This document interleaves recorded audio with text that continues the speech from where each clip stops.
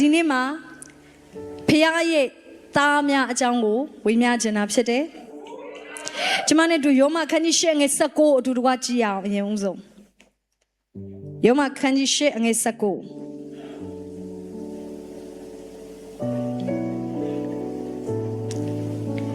ဤလောကသည်ဖခင်သခင်သားတို့ဤပိုထွန်းခြင်းအရာကိုအလွန်တောင်းတမျှော်လင့်လျက်နေ၏ဟာလေလုယာဒီလောကကြီးကမျှော်လင့်နေတဲ့အရာဟာဖခင်သားဖြစ်တဲ့သင်ပိုထွန်းလာဖို့ရန်အတွက်ဖြစ်တယ်ဒါဆိုရင်ဒီကျမ်းစာကကျမတို့ကိုနားလေစေခြင်းတဲ့အရာတစ်ခုတော့ရှိတယ်ပိုထွန်းခြင်းဆိုတာကရှိနေခြင်းနဲ့မတူဘူးဖြစ်တယ်ပိုထွန်းခြင်းဆိုတာက reveal လုပ်ခြင်းခံရတာအခန်းထဲကနေအပြင်ထွက်လာတယ်လို့ပဲကလကနောက်ကနေရှေ့ကိုထွက်လာတယ်လို့မျိုးပဲရှိနေတာကတော့ရှိနေတာပဲဒါပေမဲ့ပိုထွန်းတယ်ဆိုတာကတော့ rise up ဖြစ်လာတယ် reveal လုပ်ခြင်းခံရတယ်ဖွင့်ပြပေးခြင်းခံရအချို့သောဖျားသားတွေကမရှိတာတော့မဟုတ်ဘူးရှိနေတယ်ဒါပေမဲ့ထုတ်ပြခြင်းမခံရသေးဘူးဖြစ်တယ်ဖျားရဲ့ကိုယ်စားလှယ်တယောက်အနေနဲ့ဖျားသခင်နဲ့တူတော်သူအနေနဲ့အခွင့်အာဏာနဲ့ဗိတ်သိက်ခြင်းနဲ့ဖျားထုတ်ပြခြင်းမခံရသေးတဲ့ဖျားသားတွေလည်းရှိတယ်အမေချို့တော်သူတွေကတော့ဖျားကထုတ်ပြတော်သူတွေလည်းရှိတယ်ဘယ်လိုပြောပါဖျားမင်းထုတ်ဖို့ပြခြင်းနဲ့ဟာလေလုယာဒါကြောင့်မို့လဲကျမ်းစာပြောတယ်အလင်းကိုတောင်းစလားအောက်မှာဝတ်ထားလိမ့်မရှိဘူးဘုရားကထုတ်ဖို့ပြခြင်းနဲ့တောင်းထိတ်လိုက်တည်သောမျိုးကဲ့သို့လူအသီးသီးကိုအလင်းပေးမဲ့အသက်တာလူအသီးသီးကိုကောင်းချီးဖြစ်စေမဲ့အသက်တာလူအသီးသီးအတွက်ခရစ်တော်နဲ့မိတ်ဆက်ပေးမဲ့ဘဝဟာလေလုယာဖခင်ကတင်ကိုထုတ်ဖော်ပြချင်တာကျွန်မဆုတောင်းတယ် miracle maker ကလူတိုင်းဟာဖခင်ကထုတ်ဖော်ပြခြင်းခံရတဲ့သူတွေဖြစ်ပါစေဘယ်သူတယောက်မှကလကနောက်ွယ်မှာပဲဘဝမပြီးသွားရမျိုးစေ့တစ်စေ့အပင်ပေါက်ပြီးတော့အသီးသီးတဲ့အလားလာရှိရဲ့ဒါပေမဲ့သူဟာမြေကြီးထဲမှာပဲပျောက်ဆုံးသွားနိုင်တယ်ဟုတ်ပါသလားချို့တော့ဖျားသားတွေကအပြည့်အဝအလားလာရှိပေမဲ့လေလူမမြင်တဲ့နေရာမှာပဲပြီးသွားတဲ့တတ်တာတွေလည်းရှိတယ်အဖျားကသူ့သားတွေကိုထုတ်ဖော်ပြချင်တယ်ဒါပေမဲ့အရင်ဦးဆုံးကျွန်မကတားဖြစ်ခြင်းကြောင့်အရင်ဆုံးနည်းနည်းပြောချင်တယ်ဘာကြောင့်လို့လဲဆိုကျွန်တော်တို့ခရစ်ယာန်တွေကတခါတလေမှာကျွန်တော်တို့ခရစ်ယာန်ဖြစ်ပြီးပြီဆိုတဲ့အတွေးခေါ်မျိုးရှိတယ်အချို့တွေဆိုဘယ်လောက်တောင်ပြောလဲဆိုဖခင်ကြောင့်တခုနဲ့ချိတ်ဆက်စရာမလိုပါဘူးဖခင်ကြောင့်တွားစရာမလိုပါဘူးလို့တောင်ပြောတဲ့သူတွေရှိတယ်သူတို့ရဲ့ထဲမှာဘယ်လိုပဲတွေးလဲဆိုရင်ဝိညာဉ်ရေးရမှာတိုးတက်စရာမလိုတော့ဘူးခရစ်တော်နိုင်ငံတော်ထဲမှာမွေးဖွားရင်ရပြီဆိုတဲ့အတွေးမျိုးပဲရှိတဲ့သူတွေအများကြီးရှိတယ်အထူးသဖြင့်မြန်မာနိုင်ငံမှာကျွန်မတွေ့ရတဲ့အရာလေးပေါ့နော်အဲ့တော့အခြားနိုင်ငံတော့ကျွန်မလည်းအရင်တော့မသိဘူးဆိုတော့ဒါပေမဲ့ကိုယ်နိုင်ငံရဲ့အခြေအနေတော့ကိုသိအချို့လူတွေကဝိညာဉ်ရေးရမှာတားဖြစ်ခြင်းအကြောင်းကိုသဘောမပေါက် church တခုမှာ member ဖြစ်ခြင်းကိုသဘောပေါက်ကောင်းပေါက်နိုင်တယ်အသင်းဝင်သူဖြစ်ခြင်းနဲ့ဆိုလို့ရှိရင်ဖောင်ဖြစ်ရတယ်ကျွန်တော်တနန်းတက်ရတယ်ပြီးရင်စက်ကတ်တယ်ပြင်ဖျားကြောင့်မှန်မှန်လာမယ်ဒါဆိုရပြီမဟုတ်လားဟုတ်တယ်ဒါပေမဲ့အဲ့ဒါ membership အဆင့်ပဲရှိသေးရဲ့ဘာမှမမှားပါဘူး membership အဆင့်တင်လာဖို့လည်းလိုပါတယ်ဒါပေမဲ့ဖခင်တကယ်တော့အဲ့ဒီမှာပဲရက်စေချင်တာမဟုတ်ဘူးဘာဖြစ်လို့လဲဆိုတော့ကောင်းကင်ရောက်ရင်ယေရှုကအဲ့ဒါကိုပဲမေးမှာမဟုတ်မင်းဘေဖျားเจ้าမှာ membership ဝင်ခဲ့လေအဲ့ဒီကိစ္စကိုယေရှုကစုံစမ်းမယ်လို့ကျွန်မမထင်ဘူးတင်တယ်လား membership ကဖခင်ကတို့အလောက်ကြီးတိနော်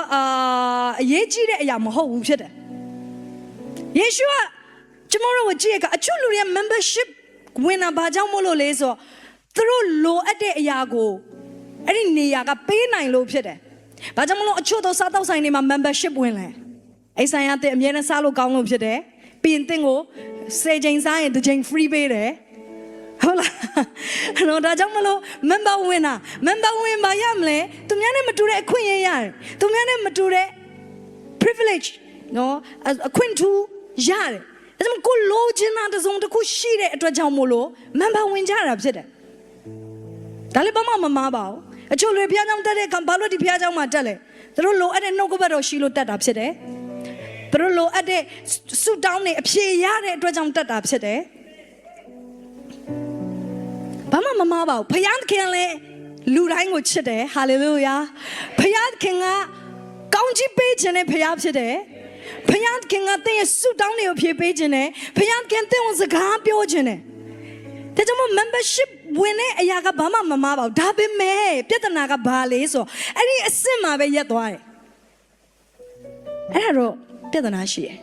ဘာကြောင့်မလို့လဲဆိုသူက membership အဆင့်ကဘယ်မှာမရှိသေးလဲဆိုငါလိုအပ်တဲ့အရာ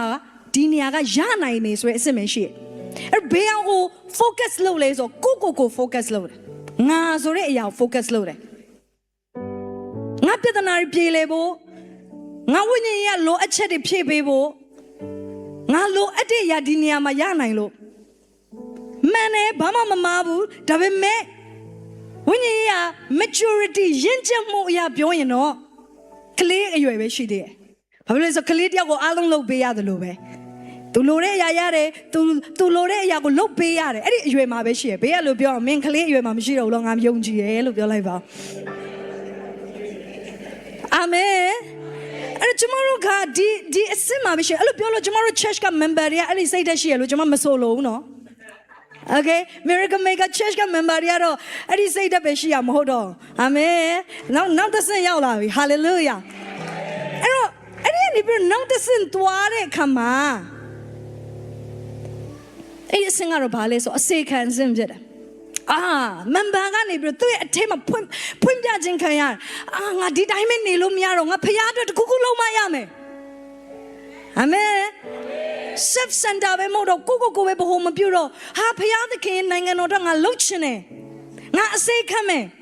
ဘာလုပ်ပေးရမလဲဖရားเจ้าမှာစပြီးတော့တော့ကျမတို့ volunteer စက်ကလာတယ်စပြီးတော့ home stay မှာစက်ကလာတယ်အာမင်ကျမတို့အဲ့ဒီအဆင့်ကိုရောက်လာဖို့လဲလိုပါတယ်ဘာဖြစ်လို့လဲဆိုတော့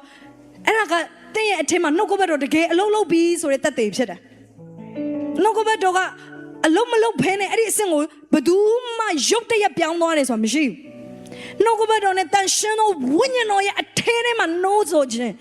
ဝိညာဉ်တော်ရဲ့ပြောင်းလဲပေးခြင်းကြောင့်ဒီဗျာဒိတ်တော်ကိုသဘောပေါက်သွားတဲ့အတွက်ကြောင့်ငါ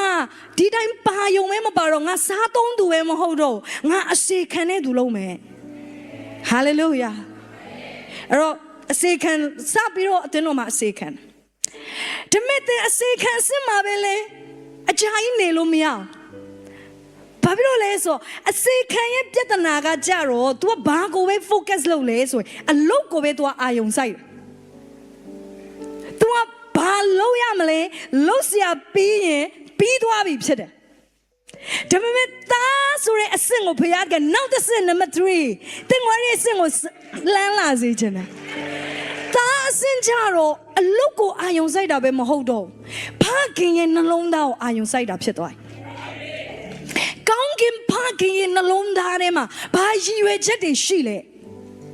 အဲ့ဒီရည်ရွယ်ချက်တွေပြည့်စုံအောင်ငါလုပ်ပေးချင်တယ်အဲ့ဒီတော့ငါဘယ်လိုပါဝင်နိုင်မလဲအဲ့ဒီတော့ငါပြည့်စုံအောင်ငါသွားမယ်ငါလုံမယ်ဟာလေလုယာအဲ့တော့အစေခံကကြတော့လှုပ်တော့လှုပ်တယ်ဒါပေမဲ့ तू ကသူ့အလုပ်ပြီးသွားပြီဖြစ်တယ်ဒါကြောင့်မို့သူ့အလုပ်ပြီးသွားရင်အခြားအလုပ်လာခိုင်းလို့ရှိရင်မကြိုက်တော့ငါတာဝန်မဟုတ်ဘူးဥမဆိုတဲ့အာရှာလုပ်တယ်ဆိုအာရှာတွေစောင်းပြောတာမဟုတ်ဘူးနော်တင်တော့ပြဿနာကိုကျွန်မမသိဘူးနော်ဟုတ်ပါဘူးဘာပြဿနာမှမရှိပါဘူးဟာမင်းဆိုပါစို့တင်အာရှာလုပ်တယ်အဲ့နဲ့နောက်တနေရာပြောတယ်ဒီနေရာလေးလို့ကူညီပေးလို့ရမလားအဲ့ဒါငါတို့ရဲ့description မှာမပါဘူးငါတို့ရဲ့အလုပ်ထဲမှာမပါငါ့လာမခိုင်းနဲ့အဲ့ဒါဆိုရင်တော့ကျမတို့ကအစေခံတော့ဟုတ်တယ်ဒါပေမဲ့တားမဟုတ်သေးဘူးဖြစ်တယ်အဲ့လိုပြောလို့ကိုတာဝန်နဲ့ဂုံထားခဲ့ပြီးတော့အခြားအလုပ်လျှောက်လုပ်ရမယ်လို့ကျမမဆိုလို့ ဒါပေမဲ့သားကကြတော့အလုပ်ပြီးဖို့ပဲလုပ်တာမဟုတ်သူကဖခင်ရဲ့ယူပါယုံပြေဆုံးလာဖို့ရန်အတွက်လုပ်တာ Miracle Maker မှာစက္ကတဲ့အခါမှာသူရဲ့အလုပ်ပြီးဖို့ပဲစက္ကတာမဟုတ်အလုပ်တာဝန်ကျေဖို့ပဲစက္ကတာမဟုတ်သူကဖခင်ရဲ့နှလုံးသားပြည့်စုံရည်ရွယ်ချက်ပြည့်စုံဖို့ရန်အတွက်စက္ကတာကောင်းကင်ဖခင်ရဲ့ယူပါယုံဝိညာဉ်ခေါင်းဆောင်တွေဝိညာဉ်မိဘတွေရဲ့ယူပါယုံဒီအိမ်တော်နဲ့ပတ်သက်ပြီးတော့ဝိညာဉ်ခေါင်းဆောင်တွေဘလို့ယူပါယုံရှိလဲ Miracle Maker နဲ့ဖခင်ကအလိုလိုတဲ့ခါဝိညာဉ်မိဘတွေရဲ့ယူပါယုံဘာတွေရှိလဲအဲ့ဒါတွေကိုစိတ်ဝင်စားအဲ့တော့အဖွဲဝင်စိတ်တဲ့ပဲရှိရလို့ကငါစားသုံးမယ်ဒီနေရာမှာငါကောင်းကြည့်ယူမယ်ဒီနေရာမှာငါ့ကိုဆူတောင်းပေးပါဒီနေရာမှာငါ့ကိုတရားဟောပါဒီနေရာမှာငါ့ကိုနှစ်သိမ့်ပေးပါငါ့ကို counseling လုပ်ပေးပါငါလိုအပ်တဲ့ချိန်မှာအားပေးပါနှုတ်ဆက်ပေးပါဒါပေမဲ့အစေခံကြတော့ငါအစေခံမယ်ငါလုံနိုင်တယ်လို့ငါလုံမယ်ငါတာဝန်ရဒါဖြစ်တယ်ငါဒီအိမ်တော်လိုက်ငါဒီတာဝန်ပြီးအောင်လုပ်မယ်ဒါပေမဲ့သားကြတော့အဲ့ဒါတွေအားလုံးလုပ်တယ်ဒါပေမဲ့အဲ့ဒီအပြင်ဘာကိုလဲစိတ်ဝင်စားသေးလဲဆိုဒီအိမ်ယူပါယုံကဘာလဲဒီအိမ်ကိုဖယားခင်ဘလို့ခေါ်ထားလဲကောင်းကင်ဖခင်ရဲ့နှလုံးသားဘာလဲပျောက်ဆုံးဝိညာဉ်တွေကိုချစ်တဲ့ကောင်းကင်ဖခင်နှလုံးသားအလိုပြည့်စုံမှုတဲ့ငါအေးဝင်ကြီးလေးဟောမယ်အာမင်ငါတပည့်တော်တွေမွေးထုတ်မယ်ငါဖယားရဲ့နှလုံးသားကိုအမှုဆောင်မယ်အဲ့ဒါကြတော့ဒါအစင်ဖြစ်တယ်